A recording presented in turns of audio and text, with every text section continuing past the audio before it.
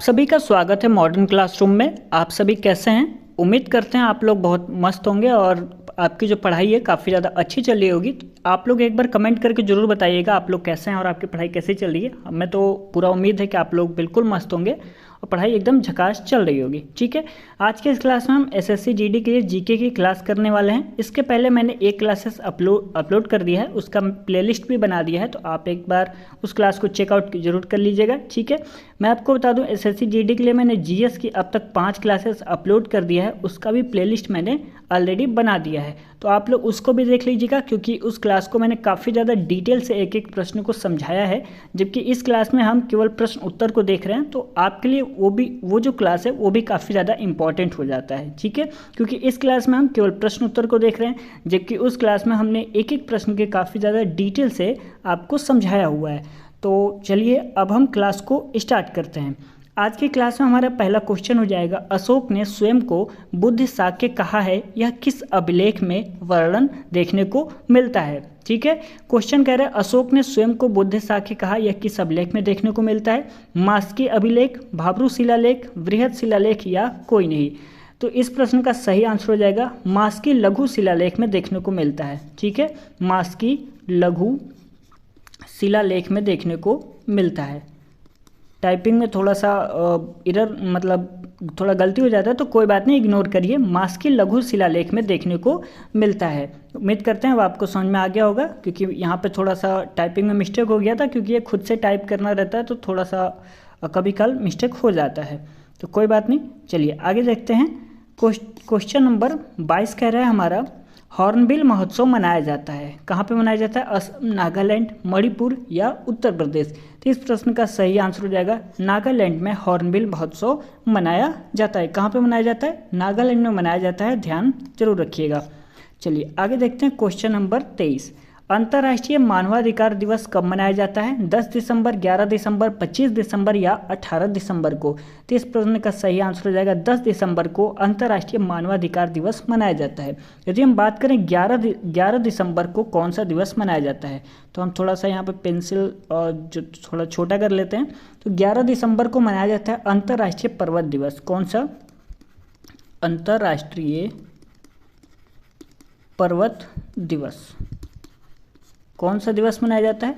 अंतर्राष्ट्रीय पर्वत दिवस मनाया जाता है। यदि बात करें 25 दिसंबर को क्या मनाया जाता है, तो राष्ट्रीय सुशासन दिवस मनाया जाता है। राष्ट्रीय सुशासन दिवस, राष्ट्रीय सुशासन दिवस मनाया जाता है। आप लोग नोट्स जरूर बनाया करिए, रिवीजन करने में आपको काफ़ी ज़्यादा हेल्पफुल होगा। 18 दिसंबर को अंतर्राष्ट्रीय प्रवासी दिवस मनाया जाता है। अंतर्राष्ट्रीय प्रवासी दिवस मनाया जाता है। प्रवासी दिवस मनाया जाता है। समझ में आ गया आपको? अंतर्राष्ट्रीय मानवाधिकार दिवस कब मनाया जाता है? 10 दिसंबर को। 11 दिसंबर को बता दिया अंतर्राष्ट्रीय पर्वत दिवस, 25 दिसंबर को राष्ट्रीय सुशासन दिवस और 18 दिसंबर को अंतर्राष्ट्रीय प्रवासी दिवस मनाया जाता है। चलिए आगे क्वेश्चन को देखते हैं। क्वेश्चन नंबर 24 कह रहा है हमारा, काजीरंगा राष्ट्रीय उद्यान कहाँ पर स्थित है? तो इस प्रश्न का सही आंसर हो जाएगा असम में काजीरंगा राष्ट्रीय उद्यान स्थित है। यदि बात करें राजस्थान में कौन सा उद्यान स्थित है, तो हो जाएगा केवलादेव राष्ट्रीय उद्यान। कौन सा? केवलादेव राष्ट्रीय उद्यान। केवलादेव राष्ट्रीय उद्यान यह राजस्थान में स्थित है। बात करें कर्नाटक, तो कर्नाटक में हम्पी स्मारकों का समूह है। कहाँ पर? हम्पी स्मारकों का समूह।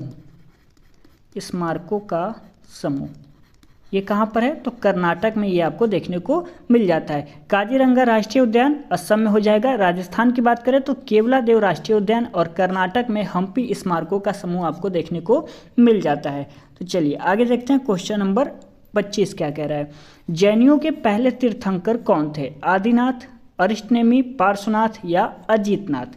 तो इसमें आपके जैनियों के पहले तीर्थंकर हो जाएंगे आदिनाथ। ये आपका सही आंसर हो जाएगा। इनको ऋषभदेव भी कहते हैं, ध्यान रखिएगा, ऋषभदेव भी कहते हैं। इस प्रश्न का सही आंसर हो जाएगा आदिनाथ, और आदिनाथ को ही ऋषभदेव कहते हैं। तो चलिए आगे देखते हैं। क्वेश्चन नंबर 26, निसार नामक चांदी का सिक्का किस मुगल शासक के द्वारा चलाया गया था? तो इसमें आपका सही आंसर हो जाएगा जहांगीर द्वारा निसार नामक चांदी का सिक्का मुगल शासक के द्वारा चलाया गया था।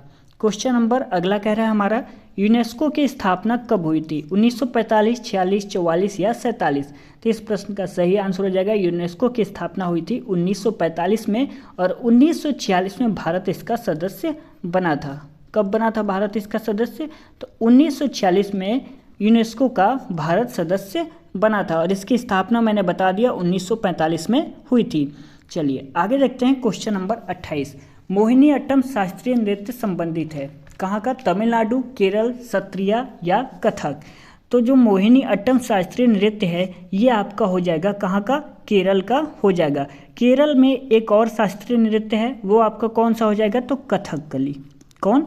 कथकली। ध्यान रखिएगा, केरल के आपके दो शास्त्रीय नृत्य हैं, कौन कौन से? एक हो जाएगा आपका मोहिनी अट्टम और दूसरा हो जाएगा आपका कथकली। तमिलनाडु का शास्त्रीय नृत्य बात करें तो वो हो जाएगा आपका भरतनाट्यम। भरतनाट्यम ये आपका हो जाएगा तमिलनाडु का शास्त्रीय नृत्य। तो बात करें सत्रिया, यह कहाँ का शास्त्रीय नृत्य है? तो ये एक शास्त्रीय नृत्य है, इसको ध्यान रखिएगा। और कहाँ का है? तो ये आपका हो जाएगा असम का शास्त्रीय नृत्य हो जाएगा। ठीक है। कथक आपका हो जाएगा यूपी का। आपको इतना बात समझ में आ गया? मोहिनी अट्टम और केरल, ठीक है, ये देखिए मोहिनी अट्टम और केरल ये आपके कहाँ के हो जाएंगे?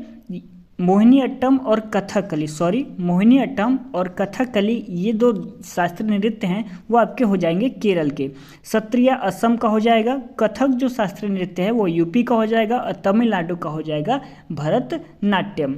अब यहाँ पे कितने शास्त्रीय नृत्य मैंने बता दिए आपका? 1 2 3 4 5, बचे कितने हैं? 3। आपको ये पता होना चाहिए कि शास्त्रीय नृत्य टोटल कितने हैं, तो टोटल हैं 8, जिसमें से मैंने आपको 5 बता दिए, 3 आपको बताना बाकी है। तो चलिए मैं आपको बता देता हूँ।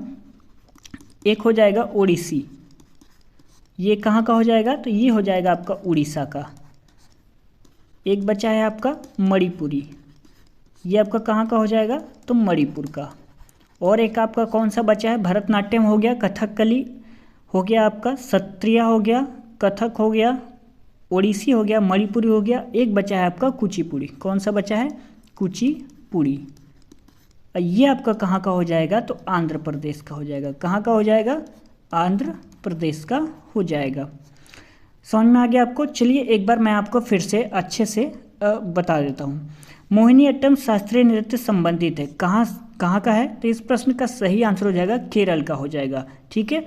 शास्त्रीय नृत्य की बात करें तो शास्त्रीय नृत्य हो जाएंगे टोटल 8, और कौन कौन से हैं वो मैं आपको फिर से आपको क्लियरली बता देता हूँ। भरतनाट्यम पहला, भरतनाट्यम ये आपका हो जाएगा कहाँ का? तमिलनाडु। TN मैं लिख दे रहा हूँ और समझ जाइएगा, तमिलनाडु का हो जाएगा।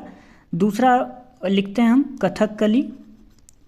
कथकली ये आपका कहाँ का हो जाएगा? तो ये आपका हो जाएगा केरल का।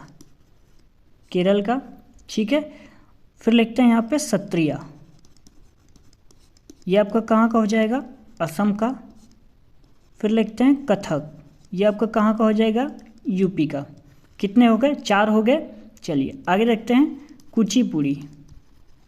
अभी मैंने आपको बताया कहाँ का? आंध्र प्रदेश। मैं AP लिख दे रहा हूँ, अरुणाचल प्रदेश नहीं समझ लीजिएगा, ठीक है। आंध्र प्रदेश की यहाँ पर बात कर रहा हूँ। कुचिपुड़ी कहाँ का हो जाएगा? आंध्र प्रदेश का हो जाएगा, ठीक है। क्योंकि मैं भी काफ़ी ज़्यादा कंफ्यूज में रहता था जब मैं नोट्स बनाता था। AP जहाँ लिख देता था तो मैं समझता था आंध्र प्रदेश है या अरुणाचल प्रदेश, समझ में नहीं आता था। तो आप आंध्र प्रदेश इसको समझिएगा, ठीक है। कुचिपुड़ी कहाँ का हो जाएगा? आंध्र प्रदेश का हो जाएगा। यदि हम बात करें ओडिसी, ओडिसी ये आपका हो जाएगा उड़ीसा का।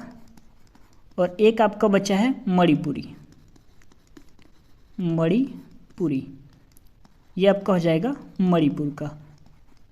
हो गए आपके टोटल 8।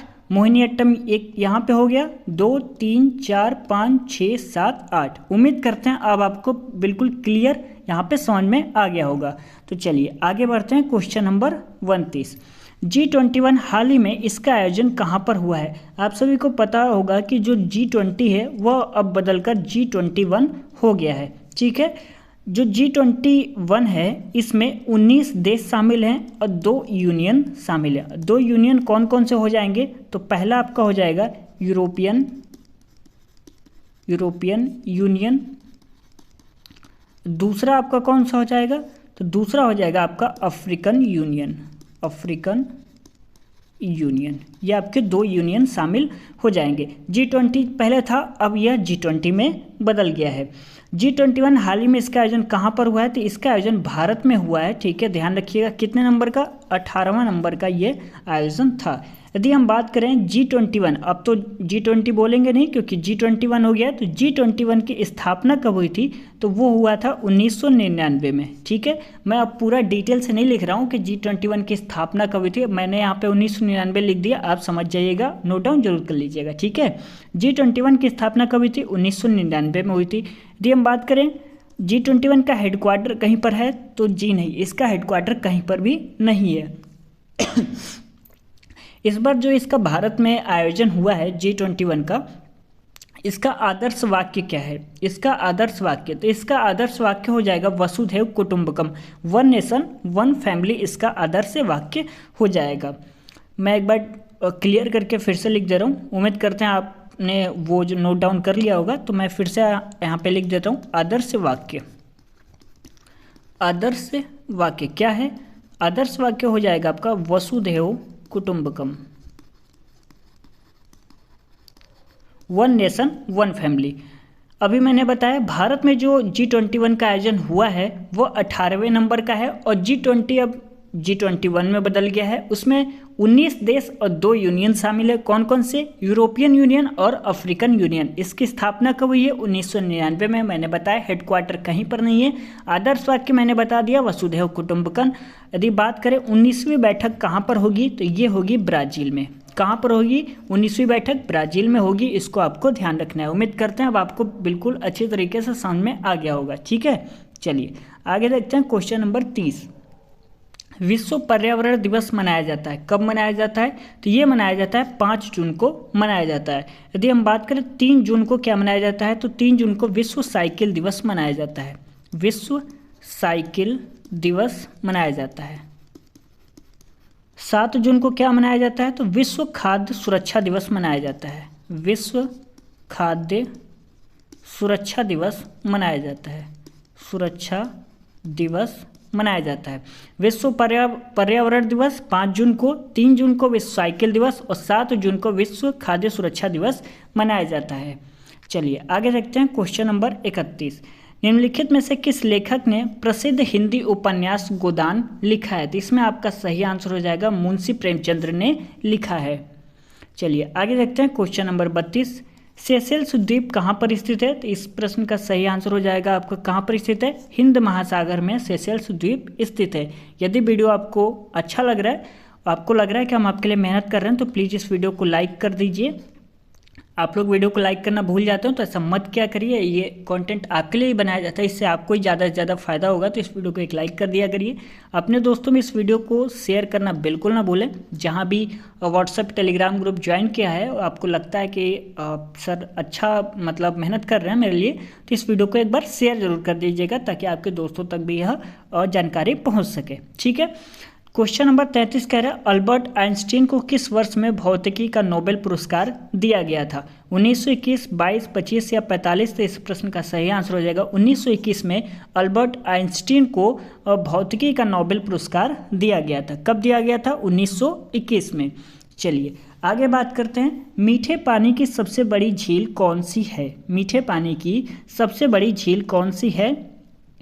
वुलर झील, लोनार झील, चिल्का झील या लोकटक झील? तो इस प्रश्न का सही आंसर हो जाएगा उलर झील। यह मीठे पानी की सबसे बड़ी झील हो जाएगी। ये कहाँ पर स्थित है? तो जम्मू कश्मीर में स्थित है। ठीक है, ध्यान रखिएगा कहाँ पर?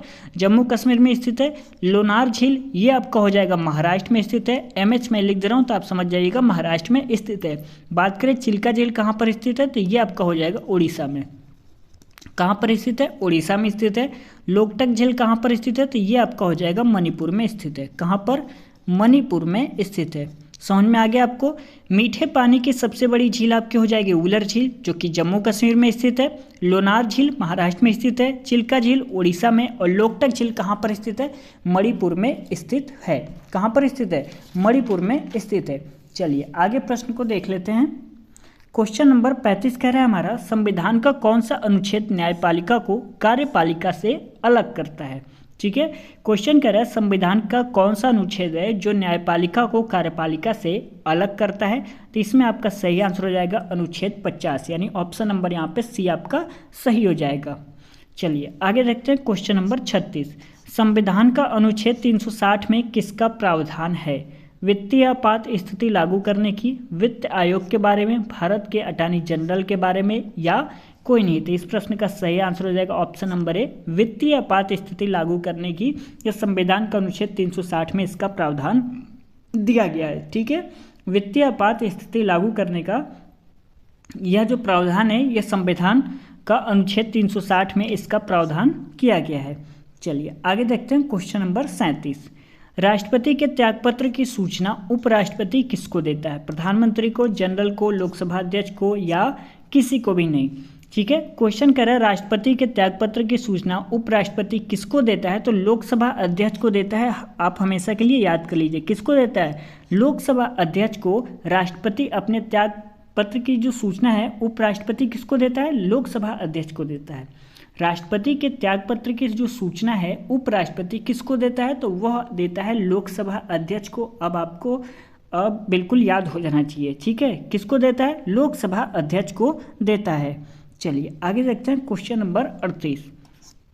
संविधान सभा के प्रारूप समिति के अध्यक्ष किसे नियुक्त किया गया था? मुझे लगता है इस प्रश्न का आंसर काफ़ी लोगों को पता होना चाहिए। संविधान सभा के प्रारूप समिति के अध्यक्ष किसे नियुक्त किया गया था? तो डॉक्टर BR अम्बेडकर को नियुक्त किया गया था। चलिए आगे देखते हैं क्वेश्चन नंबर 39।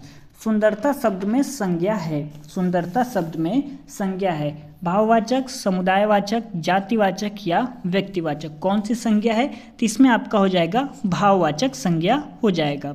सुंदरता शब्द में कौन सा संज्ञा है? तो भाववाचक संज्ञा इसमें देखने को मिलता है। चलिए आगे देखते हैं क्वेश्चन नंबर 40।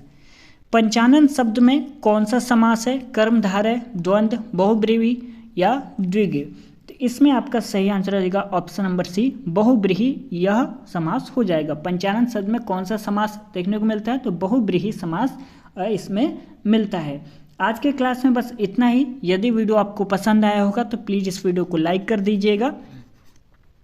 अपने दोस्तों में इस वीडियो को ज़्यादा से ज़्यादा शेयर करिएगा। जहाँ भी आपने व्हाट्सएप या टेलीग्राम ग्रुप पे STD ग्रुप ज्वाइन किया हुआ है तो वहाँ पे आप सभी इस वीडियो को एक बार जरूर शेयर जरूर कर दीजिएगा। ठीक है, कमेंट करके बताइएगा आपको वीडियो कैसा लगा। कुछ पूछना हुआ करे तो भी आप कमेंट कर सकते हैं, मैं आपको रिप्लाई ज़रूर दूंगा। और ऐसे ही वीडियोस पाने के लिए हमारे चैनल को सब्सक्राइब जरूर कर लीजिएगा। अब प्लेलिस्ट को आप चेक कर लीजिए, वहाँ पे आपको SSC GD के GS की क्लासेस मैंने आपको शुरू में ही बताया था, 5 क्लासेस अपलोड किया हुआ है, काफ़ी डिटेल से मैंने समझाया हुआ है।